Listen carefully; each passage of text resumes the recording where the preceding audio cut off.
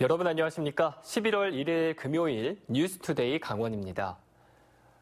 정치자금법 위반 혐의로 기소된 황영철 의원이 국회의원직을 결국 상실했습니다. 어제 대법원에서 당선 무효형이 확정됐는데요. 이재규 기자가 취재했습니다. 황영철 자유한국당 의원이 국회의원직을 잃었습니다.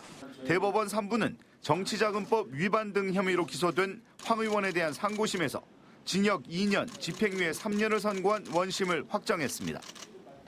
황 의원은 2008년부터 2016년까지 보좌진 등의 월급을 일부 반납받아 사무실 운영비로 쓰는 등 2억 3천여만 원의 정치자금을 부정하게 받은 혐의로 재판을 받아왔습니다. 황 의원은 의원직 상실과 함께 앞으로 10년 동안 선거 출마 자격도 잃었습니다.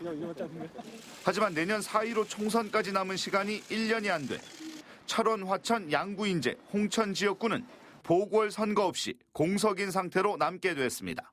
제 자신에게 엄격하지 못한 부분이 있었고 그로 인해서 법원이 저에게 책임을 물었다고 생각합니다. 이 책임은 제가 또 잘 감당하고 또 받아들여야 될 부분이라고 생각하고요. 황 의원의 지역구였던 홍천, 철원, 화천, 양구, 인제에서 내년 총선 출마를 준비 중인 후보자는 10여 명에 이르는 것으로 알려지고 있습니다. 하지만 황 의원이 지난해 7월 총선 불출마를 이미 선언했기 때문에 예상치 못한 상황은 아니라는 것이 중론입니다. 내년 선거구도 아직 결정되지 않은 상황. 몇 가지 거대 변수가 작동하는 가운데 황 의원의 의원직 상실이 총선에 어떤 식으로 작용할지 주목됩니다. MBC 뉴스 이재규입니다. 춘천의 한 노숙인 요양시설에서 노숙인들에 대한 투약 사고와 그리고 치료 소홀 문제가 드러났습니다. 국가인권위원회는 시설 근무자들이 문제를 드러내지 않았고 인권의식도 낮다고 지적했습니다. 백승호 기자가 보도합니다. 춘천 노숙인 요양시설에서 생활하던 송모 씨는 3년 전 시설 근무자가 준 약을 먹고 정신을 차리지 못했습니다. 이후 병원에서 폐렴 진단을 받고 보름 넘게 입원 치료를 받았습니다. 조사 결과 근무자가 다른 사람의 약을 송 씨에게 잘못 준 것으로 확인됐지만 근무자는 어떤 징계도 받지 않았습니다. 같은 시설에서 생활하던 정신장애 3급 최모 씨. 시설 측에서는 2012년 최 씨 발등에 생긴 종양을 발견했지만 7년 동안 별다른 치료를 하지 않았습니다. 치료 소홀과 투약 사고 모두 국가인권위원회 조사를 통해 드러난 사례입니다. 최근 이 시설에서 생활했던 입소인 2명이 사망하는 일이 있었습니다. 시설 측은 사망 원인에 대해 개인 정보라며 말하지 않았습니다. 해당 시설에서는 조리실 바닥에 떨어진 떡볶이를 그릇에 다시 담아 노숙인들에게 제공했고 시설 근무자들이 노숙인들에게 하대나 반말을 한 사례도 발견됐습니다. 그 담당 여수는 이렇게 하지 말라는데 어쩔 때는 이것 좀 해. 그러면 해야 하는 게 그게 옛날부터 이렇게 내려왔는가 봐요. 그것이. 춘천 노숙인 요양시설에서 생활하던 80여 명 중 지적장애와 정신장애, 지체장애인들은 60명이 넘습니다. 사고가 발생할 위험성은 항상 있었어요.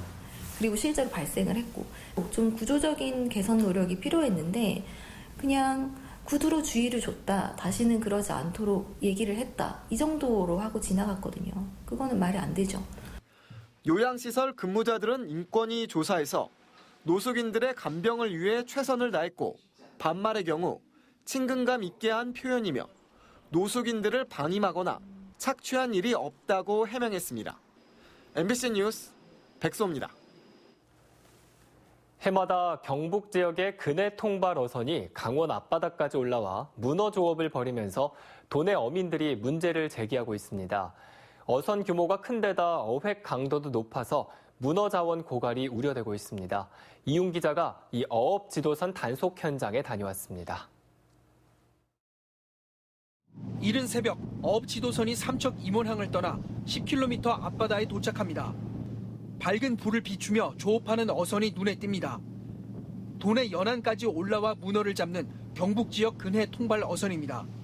근해 어선은 전국에서 조업할 수 있기 때문에 경북 근해 통발 어선이 강원 해역까지 올라와 조업하는 건 문제가 없습니다.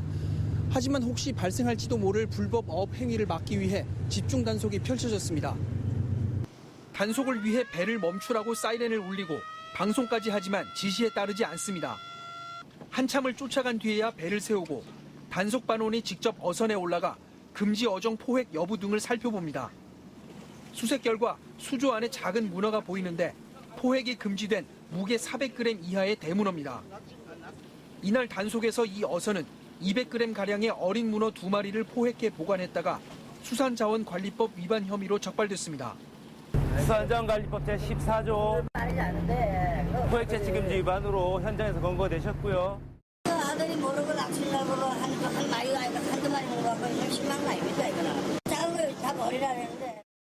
해마다 강원 동해안에서 문어를 잡는 경북 근해 통발 어선의 규모가 커지면서 도내 어민들의 걱정은 이만저만이 아닙니다. 지난 2016년 2척에서 올해는 9척으로 급증했고 25톤에서 30톤 정도로 제법 큰 배들이 조업에 나서고 있습니다. 설치하는 통발도 도내 어민들이 쓰는 것보다 2배가량 크다 보니 어획 강도가 높습니다. 문어 자원 보호 노력이 헛수고가 되지 않을까 우려되는 상황입니다. 참 아무리 합법적이지만 우리는 보호하고 있는데 저 사람들은 와서 싹쓸이 조업을 밤낮으로 하고 있으니까 이건 좀 부당하지 않나 저희들은 그렇게 생각하고 있습니다. 현재는 이들 어선이 삼척 연안까지 오지만 앞으로 규모를 더 늘려 고성 해역까지 진출할 거라는 전망도 나오고 있습니다. 강원도는 해양수산부와 경상북도 등에 대책을 요구하고 있고 도내 어민들은 타 지역 근해 어선의 조업을 금지해달라는 내용의 탄원서를 제출했습니다. MBC 뉴스 이용입니다. 태풍 미탁이 한반도로 북상할 당시 정부는 태풍 위기 경보를 미리 발령하고 철저한 대비를 주문했습니다. 하지만 삼척 지역의 경우 철도 건설 업체들이 사전 대비를 소홀히 해 피해가 컸던 것으로 드러났습니다. 유인호 기자가 보도합니다. 철도 교각을 세우면서 하천의 뚝을 파헤쳐 주변 마을에 침수 피해를 입힌 현장입니다. 태풍이 올라오기 전에 흙을 붓고 천막을 씌웠지만 그 정도로는 홍수를 당해낼 수가 없었습니다. 태풍이 지나간 지 한 달이 다 되도록 10가구의 주민은 집으로 돌아가지 못하고 있습니다. 공사보험에 지금 사고 접수를 해놓은 상태입니다. 이 축산 농장도 철도 건설 때문에 피해를 당했습니다. 작업도로를 내기 위해 하천 뚝을 파헤친 곳으로 물과 토사가 쏟아져 나와 곤욕을 치렀습니다. 15톤 트럭 5대 분량의 토사를 치우는데 꼬박 6일이 걸렸습니다. 500mm가 온다 하는데도 태풍이 올라온다 하는데 손도 안 대고 그냥 놔뒀습니다. 아무 대비도 안 했습니다. 그래서 더 원통한 겁니다. 여기는 하천을 메워서 문제가 됐습니다. 작업 차량 통행을 위해 하천에 토관을 묻고 흙을 메웠는데 관이 작은 데다 나뭇가지 같은 게 막히면서 범람이 일어났습니다. 다 자란 벼가 대부분 못 쓰게 되고 인근 농경지는 아직도 물이 빠지지 않은 상태입니다. 인근의 축사도 영향을 피하지 못했습니다. 매년마다 요구한 게 이 녹광을 비가 올 때는 귀찮지만 빼든가 왜 다리를 가교를 임시 다리를 놓든가 해서 다녀야지 만약에 비가 많이 오면 엄청난 피해가 옵니다라고 했는데도 이분들이 무시하고 오다가 행정안전부는 태풍 미탁이 닥치기 10여일 전에 태풍 대처 상황 점검 회의를 갖고 피해 최소화를 위한 대책을 주문했지만 현장의 대처는 딴판이었습니다. MBC 뉴스 유인호입니다. 원주시가 재해 예방 사업으로 학성동 정지마을에 대규모 저류지 조성을 계획하고 있습니다. 원주천이 국가하천으로 지정되면서 전액 국비 추진이 검토되고 있는데 사업 추진 여부가 사실상 이번 주 내에 판가름 날 전망입니다. 조성식 기자입니다. 일군지사와 원주역을 담장으로 하고 있는 학성동 정지마을. 조선시대 지도에는 수많은 배들이 머물렀던 호수로 그려져 있습니다. 원주시가 이곳에 옛 모습과 비슷한 대규모 저류지 조성을 계획하고 있습니다. 축구장 55개 크기인 40만 제곱미터로 85만 톤의 물을 담을 수 있는 규모입니다. 1998년 이후 4년에 한 번꼴로 원주천이 범람 위기를 겪자 자연재해 예방을 위해 원주천 댐과 저류지를 만들어 수위를 조절하겠다는 취지입니다. 원주청 재예방사업은 집중호우와 범람으로 인한 시가지 침수와 인명재산을 보호하고자 홍수 대비 재예방시설이며 원주천 댐과 병행 추진하고 있습니다. 원주시는 당초 국비와 도비, 시비 등을 모아 추진할 계획이었지만 올해 8월 원주천이 국가하천으로 승격되면서 상황에 변화가 생겼습니다. 투입되는 예산은 모두 1,800억 원가량. 국가하천 재예방사업, 즉 전액 국비로 추진되고 있는 겁니다. 사업이 성사되면 홍수 조절은 물론 군부대 이전과 원주역 폐쇄 등에 따른 일대 개발 계획도 탄력을 받을 전망입니다. 교류지를 공원화하면서 우리 시민들이 즐겨 찾을 수 있는 공간으로 만들 수가 있고 일군수 지원사령부가 이전하고 났을 때 국가 선도 사업이 훨씬 더 성공적으로 마무리될 수 있다고 생각합니다. 재예방뿐 아니라 지역 균형 발전에도 기여할 것으로 기대되는 정지뜰 저류공원. 이르면 이번 주 기획재정부의 사업 타당성 용역 결과가 나와 추진 여부가 확정될 예정입니다. MBC 뉴스 조성식입니다. 엊그제 새벽 야생 멧돼지 한 마리가 춘천 시내에 출몰했습니다. 아무런 제지도 없이 춘천 시내를 활보하다 봉이산으로 도주를 했는데 이번 주말에 포획 작전이 실시됩니다. 김상훈 기자입니다. 인적이 드문 새벽 1시 춘천 중앙로 인근. 멧돼지 한 마리가 내리막길을 재빠르게 달려 내려옵니다. 큰 도로와 주택가 골목을 자유롭게 다니던 멧돼지는 도심 4km 이상을 활보했습니다. 다행히 새벽 시간이라 인명피해는 발생하지 않았지만 목격자들은 놀란 가슴을 쓸어내렸습니다. 약사고갯길에서 멧돼지 한 마리가 갑자기 튀어나와서 도청 쪽으로 지나가더라고요. 근데 이제 저는 갑자기 너무 튀어나와서 차에 박으면 어쩌나 놀라서. 시민들의 신고를 받고 출동한 경찰과 소방대원이 멧돼지를 쫓았지만 포획에는 실패했습니다. 경찰에 따르면 멧돼지는 이곳 성수고등학교 후문 쪽을 지나 봉이산 방면으로 도주했습니다. 춘천시는 지난 27일과 29일 봉이산에서 멧돼지 목격 신고가 접수돼 이동 통로 주변에 포획틀 2개를 설치했습니다. 아직까지 멧돼지가 잡히진 않아 이번 주말 봉이산을 통제하고 전문 엽사와 사냥개를 동원해 멧돼지 포획에 나설 계획입니다. 4마리, 5마리 정도 보았다는 거 지금 신고가 돼가지고 포획 전문가들을 동원해가지고 이제 야간에 그 현지 확인을 해봤습니다. 그래서 그 멧돼지가 서식하는 건 확인이 됐습니다. 민통선에서 멧돼지 포획 작전이 보름 넘게 이어지는 데다 번식기까지 겹쳐 전국 각지에서 멧돼지의 도심 출몰이 잇따르고 있어 시민들의 주의가 필요합니다. MBC 뉴스 김상훈입니다. 친환경 오색 케이블카 추진위원회가 원주지방 환경청장 등을 형사 고발했습니다. 양양군 친환경 오색 케이블카 추진위원회 정준화 위원장은 어제 속초경찰서에 오색 케이블카 설치 환경영향평가 협의 부동의 결정과 관련해 원주지방 환경청장과 환경평가 과장을 직권남용죄로 형사 고발했습니다. 정 추진위원장은 상부기관인 환경부의 부동의 방침에 따라 이들이 불공정한 평가위원 구성 등으로 짜맞추기신 결론을 내려 이 정무의 범위를 벗어났다고 주장하며 형사 고발 이유를 밝혔습니다. 군사시설 주변 지역 주민들에 대한 피해 보상 내용을 담은 군용 비행장, 군사격장 소음 방지와 피해 보상에 관한 법률안이 어제 국회 본회의를 통과했습니다.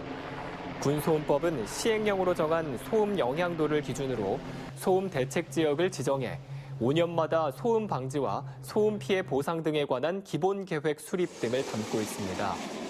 특히 소음 대책 지역 주민 중 그 소음 피해가 일정 수준을 넘어서는 주민에게 소음 영향도, 실제 거주 기간 등에 따라 소음 피해 보상금을 지급하는 등의 내용 등을 포함하고 있습니다.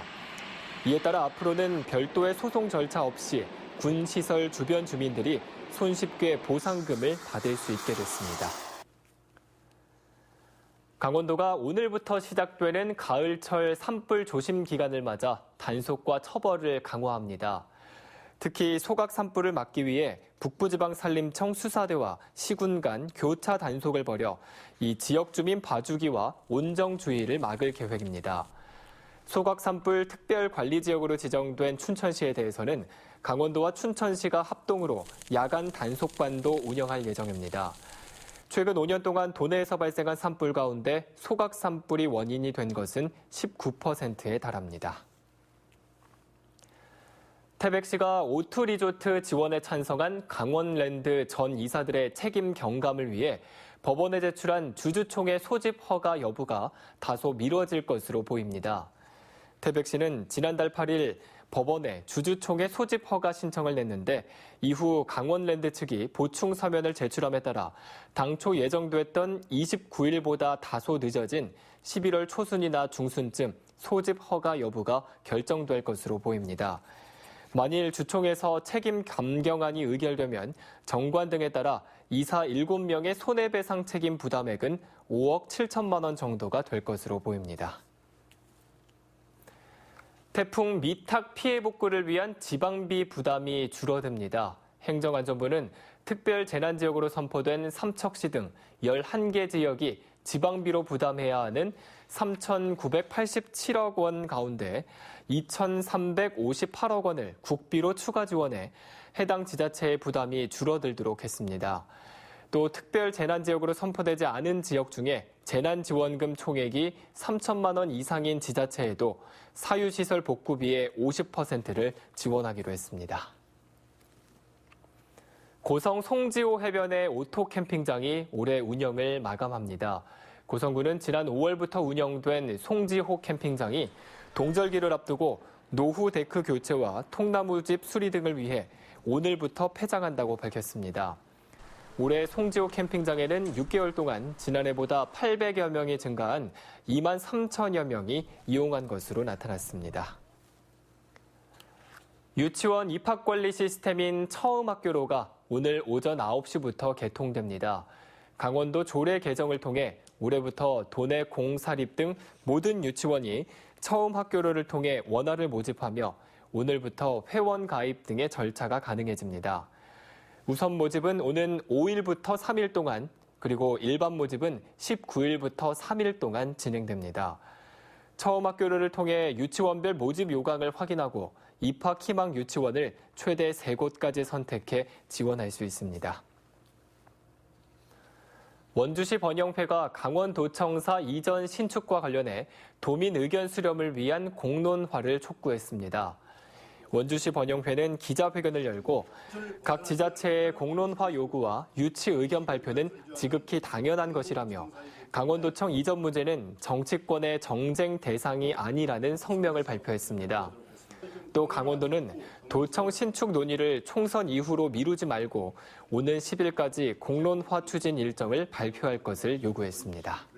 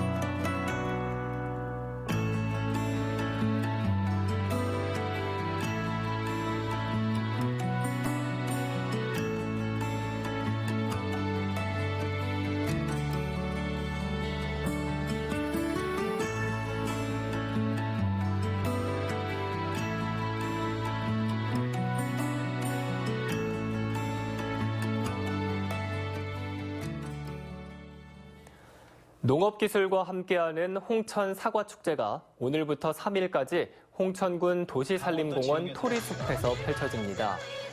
올해 축제는 예년과는 달리 지역 농특산물과 관련된 농업 기술을 소개하는 기술 전시관과 다양한 품종 전시관을 열어 방문객들에게 농업 분야 신기술을 홍보할 계획입니다.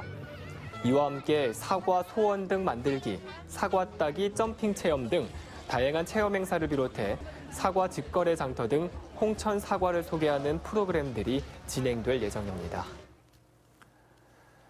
강원도가 2030년까지 온실가스를 30% 가까이 감축하기로 했습니다. 이는 국가 온실가스 감축 목표에 따른 것으로 목표 달성을 위해 5개 부문 11대 전략 63개의 세부 사업을 추진하게 됩니다. 세부 사업에는 63개가 있으며 폐기물 감량화 사업과 고효율 조명 보급, 가로수 심기, 그린카 보급 확대 등이 해당됩니다. 정부는 관계부처와 합동으로 국가 온실가스 감축 목표를 2030년까지 배출 전망치 대비 37%로 설정한 바 있습니다. 아프리카 돼지열병의 확산의 원인으로 지목되고 있는 야생 멧돼지 폐사체 수색에 산불 진화 인력들이 투입이 됩니다.